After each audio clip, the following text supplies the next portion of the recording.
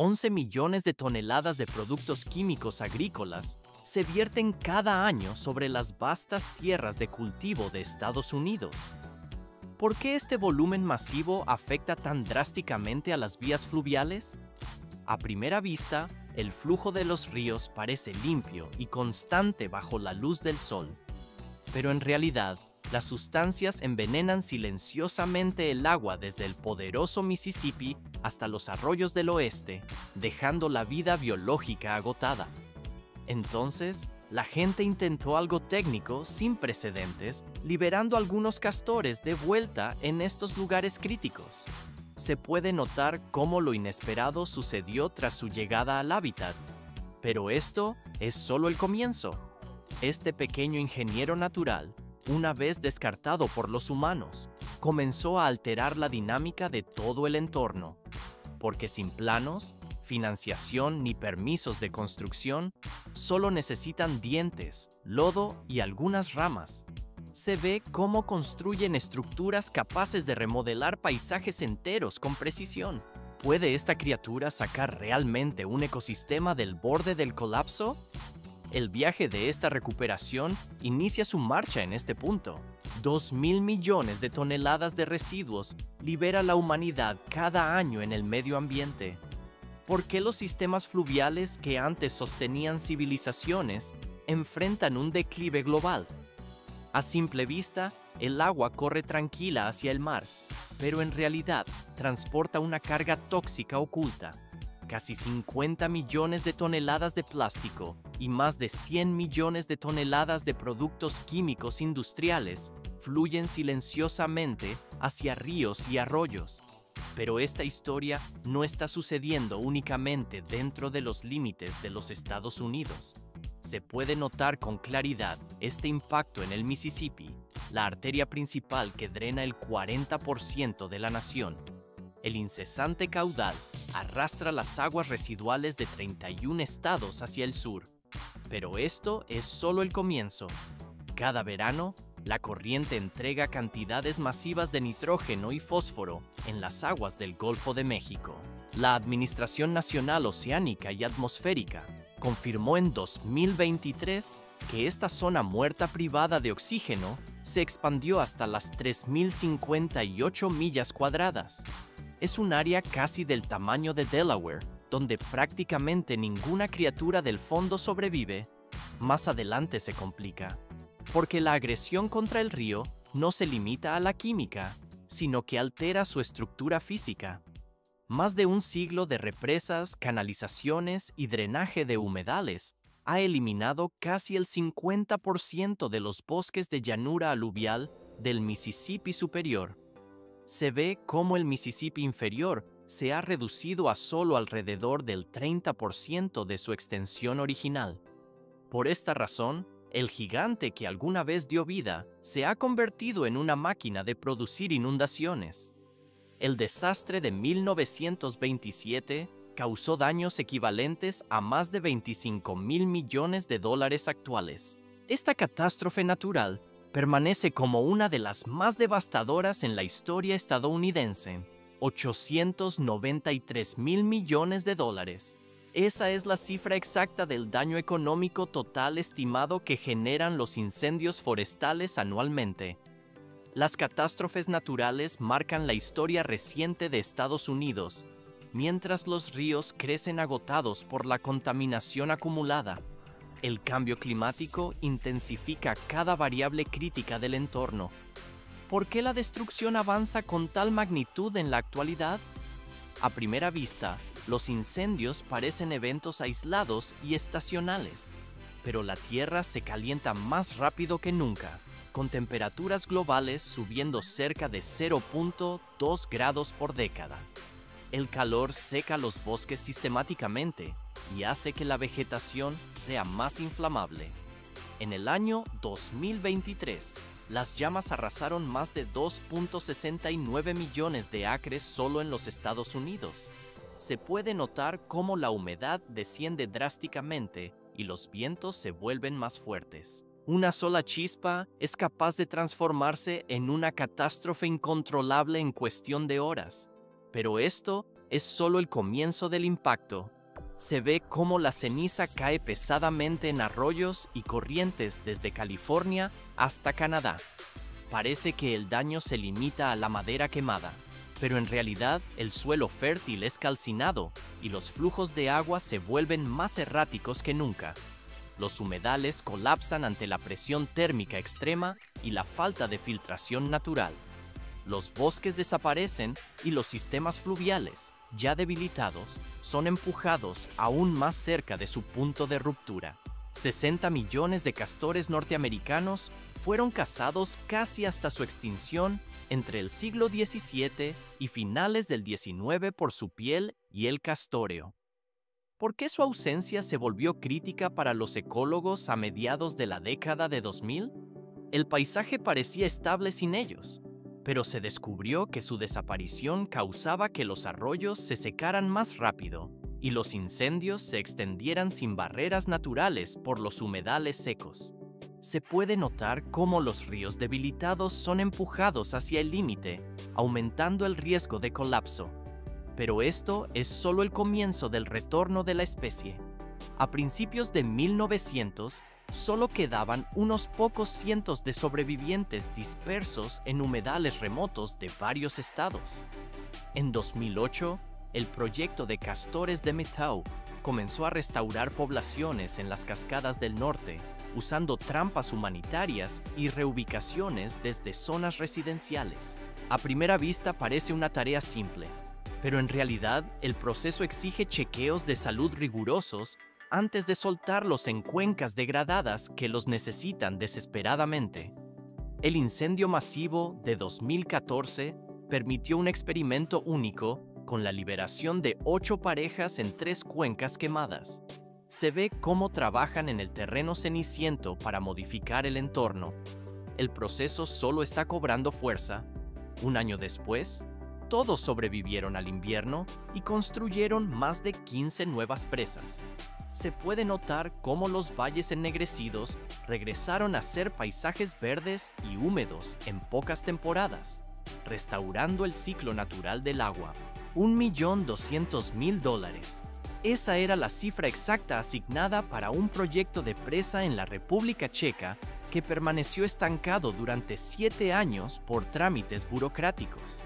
Sin embargo, una sola colonia de castores llegó a la ubicación precisa y levantó la estructura gratis, restaurando el humedal a la perfección ante el reconocimiento técnico de los funcionarios.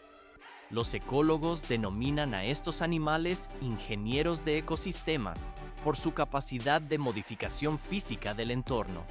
Pero esto es solo el comienzo de su impacto en el terreno. ¿Por qué cada rama transportada es crítica para la estabilidad del paisaje?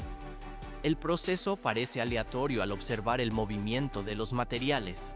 La realidad es que cada mordisco y cada pieza que llevan a su madriguera preparan el escenario para una escala de reconstrucción que ningún otro animal puede lograr.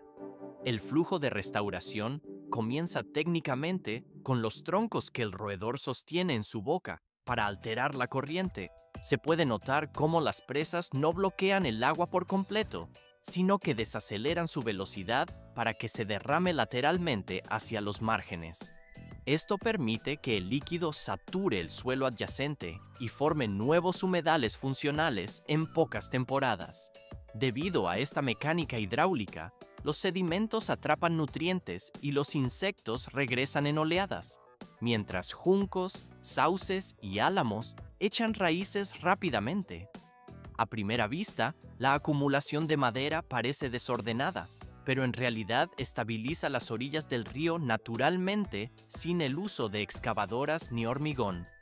Se ve cómo el estanque resultante se convierte en un oasis donde urogallos, ciervos mula, alces y ánades reales encuentran descanso y los peces pequeños hallan refugio.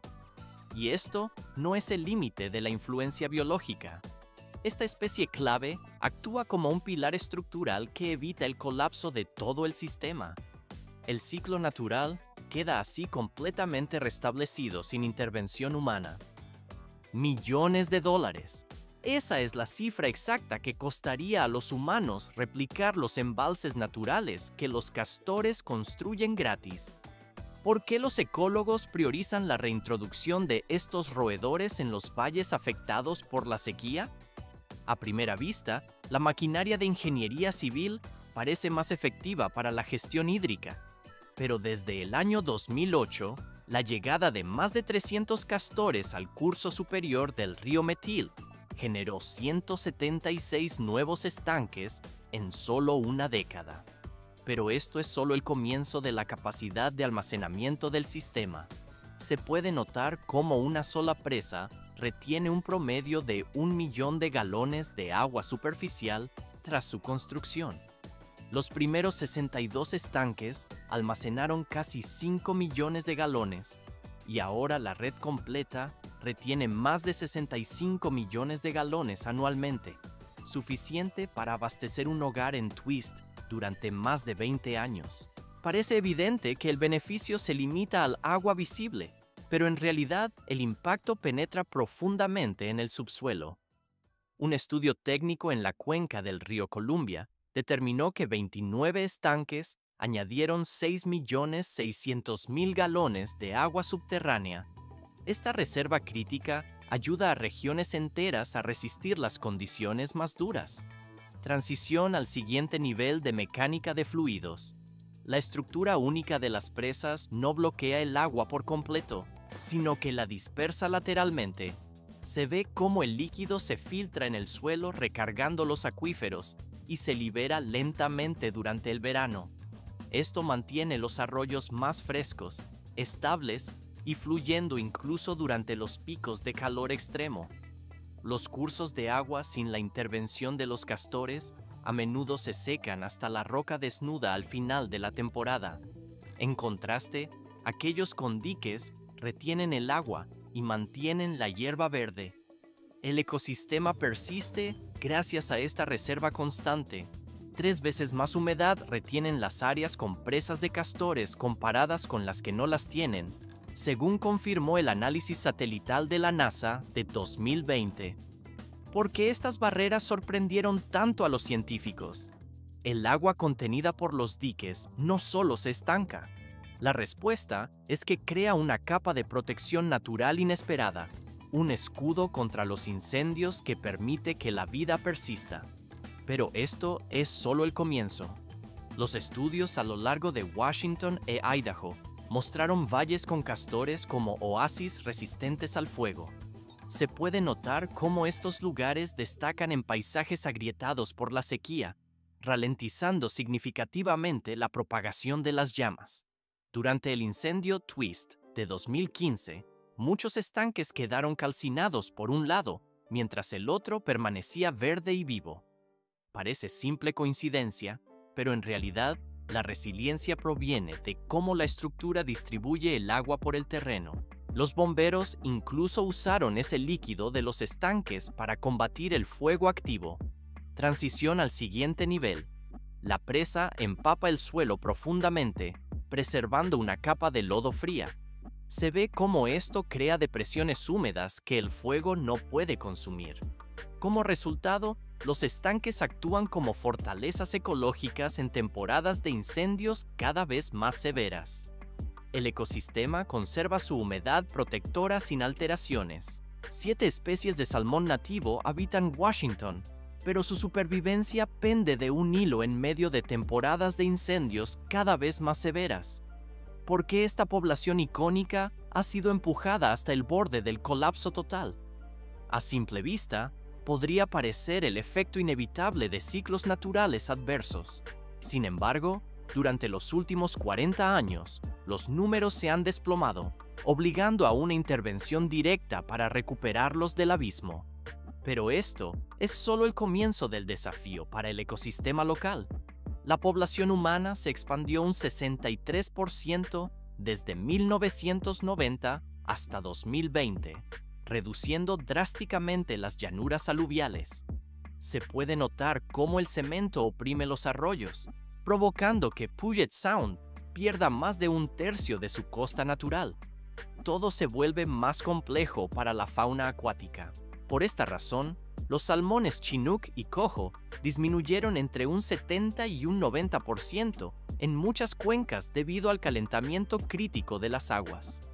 La esperanza ha surgido de unos pequeños ingenieros gracias al proyecto de Castores Tulalip, activo desde el año 2014. Más de 200 castores han sido reintroducidos en los arroyos de la región norte de Puget. A primera vista, soltar roedores parece una medida menor, pero en realidad construyen largas cadenas de estanques fríos que ralentizan el flujo. El proceso de recuperación cobra fuerza con cada presa construida. Se ve cómo algunas estructuras alcanzan las 12 o 13 barreras consecutivas, proporcionando una sombra vital sobre el agua estancada. Esto produce enjambres de insectos de los que dependen los salmones jóvenes para alimentarse y crecer. Los ecologistas han documentado el regreso de cientos de juveniles a arroyos que antes se daban por muertos. La vida retorna silenciosamente a las aguas revitalizadas. Más de 150 traslados de animales se ejecutaron tan solo durante el año 2023 para generar nuevas infraestructuras naturales. ¿Por qué invertir recursos en reubicar a estos roedores hacia cuencas agotadas? Washington optó por una vía técnica distinta a la de otros estados. Los castores actúan como ingenieros para revivir valles secos y arroyos que se daban por corrientes muertas. Gracias a esta visión, programas como el proyecto de Castores Methau y la iniciativa Tulalip operan ahora como equipos de reconstrucción de ecosistemas. Pero esto es solo el comienzo. Sin embargo, antiguamente se les clasificaba como alborotadores que talaban árboles, inundaban patios y dañaban diques. Se ve cómo esta percepción negativa los empujó al borde de la extinción, aislándolos en pequeños humedales remotos. Los especialistas responden actualmente a los avisos para atrapar a cada ejemplar humanamente y realizar chequeos de salud. A primera vista, parece una simple captura de control, pero en realidad se trasladan a cuencas estratégicas donde su instinto constructor es un recurso valioso. Transición al siguiente nivel. Se puede notar cómo el resultado físico son decenas de nuevos complejos de presas que ralentizan el flujo del agua. Por consiguiente, la corriente frenada añade sombra, reduce las temperaturas y reabre corredores de migración perdidos para los salmones juveniles. Las cuencas recuperan así sus ritmos de vida operativa. 3 siglos de frenesí de caza casi borraron a decenas de millones de castores del mapa de América del Norte. ¿Por qué una sola piel portaba suficiente valor como para casi erradicar una especie entera? A simple vista, parece solo una cuestión de moda pasajera de la época, pero la respuesta yace en la tragedia de los viejos sombreros de fieltro y la codiciada piel interior ultrafina, convertida en uno de los materiales de lujo más deseados de Europa. Para comprender este fenómeno, entramos en la curtiduría, donde cada piel seca se recibe como una mercancía especial y los operarios asignan a cada pieza un código de identificación hecho de pequeños orificios perforados, asegurando un rastreo preciso para cada proveedor. Inmediatamente después, las pieles se trasladan a una cuba de rehidratación donde una solución de agua salada y productos químicos especializados restaura su humedad original durante más de 12 horas. Y esto es solo el comienzo de una secuencia meticulosa de pasos técnicos. Se puede notar cómo la piel cruda y áspera comienza su transformación en un material duradero de alta gama. Desde estas pieles recién rehidratadas, el refinamiento se mueve hacia una etapa que exige precisión absoluta al doblarlas sobre una viga de madera o introducirlas en una máquina especializada. Esto suaviza cada fibra y abre la estructura de la dermis para dejar que el cuero respire de nuevo. Este paso determina si las soluciones de tratamiento podrán penetrar lo suficientemente profundo en el tejido. A continuación, el curtidor comienza a lavar la piel, afeitando la primera capa gruesa de tejido para eliminar el material vasto y crear una superficie perfectamente uniforme con precisión milimétrica. Luego, la piel se coloca en un segundo baño de remojo, esta vez utilizando una solución desengrasante cuidadosamente calibrada. Parece simple eliminar la grasa, pero en realidad la mezcla debe ser lo suficientemente fuerte como para quitar todos los aceites naturales sin dañar los folículos pilosos, pues cualquier residuo mínimo causaría que el cuero se pudra o decolore con el tiempo. Una vez levantada de la cuba, la piel se descarna nuevamente, adelgazando áreas densas como los hombros y la cola.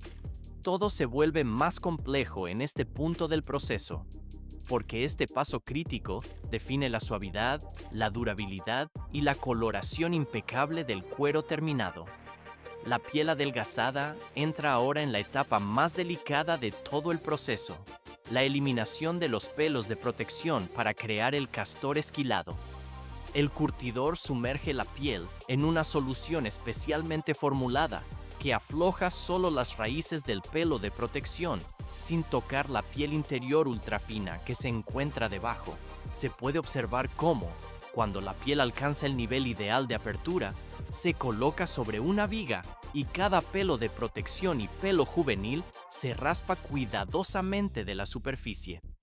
Un movimiento en falso, un pelo roto, y toda la piel se convierte instantáneamente en un rechazo sin valor, lo que representaría una pérdida de varios miles de dólares por unidad. La precisión lograda durante la etapa de depilado despeja el camino para terminar la estructura del cuero. Transición al siguiente nivel de procesamiento mecánico. La piel se coloca en una solución de decapado para apretar el grano y bloquear las raíces de la piel interior en su lugar, siendo afeitada nuevamente hasta alcanzar el grosor exacto requerido. Para estabilizar las fibras antes del secado y el volteo, los trabajadores mueven la piel a la fase de curtido húmedo. Dentro del tambor giratorio, potentes ciclos rompen las fibras rígidas, creando la suavidad y la caída características del material. Se ve cómo la piel se estira posteriormente para abrir el grano y prepararlo para recibir los aceites de curtido. Con la estructura del cuero completamente abierta, el material entra en la etapa que le da el acabado refinado de un producto premium. Una capa de aceite de curtido se aplica uniformemente y se presiona profundamente en la fibra utilizando una máquina de golpeo especializada, restaurando la flexibilidad natural, el brillo y la durabilidad de la piel. Para los pedidos de castor esquilado, el recortador guía la piel a través de cuchillas de precisión para ajustar la longitud y la dirección del pelaje de acuerdo con el diseño previsto. El proceso solo está cobrando fuerza hacia el final. Finalmente, la piel se blanquea, se limpia y se voltea durante horas, logrando la tersura y el brillo necesarios antes de moverse al taller de moda sin prisa. Un brillo intenso y una suavidad absoluta definen el acabado necesario antes de que el material pase al taller de moda. ¿Por qué la influencia de estos animales va mucho más allá de su piel? A simple vista, sus construcciones parecen simples barreras de madera en el cauce, pero en realidad, los castores son la prueba de maravillas naturales que nunca hemos comprendido totalmente. Se ve cómo trabajan incansablemente entre presas humildes y arroyos que reviven con fuerza. Estos roedores no solo restauran vías fluviales que se desvanecían en el olvido, más adelante se complica. Despiertan ecosistemas enteros considerados perdidos, donde cada mordida en la madera y cada oleada de agua redirigida traen nueva vida. Se puede notar el cambio físico inmediato en el entorno acuático. Las aves regresan a la zona y los peces encuentran refugio bajo la superficie tranquila. La vegetación se alza de nuevo vigorosa tras largos años de sequía. Resulta difícil creer que una criatura tan pequeña pueda reconfigurar el destino de todo un paisaje natural.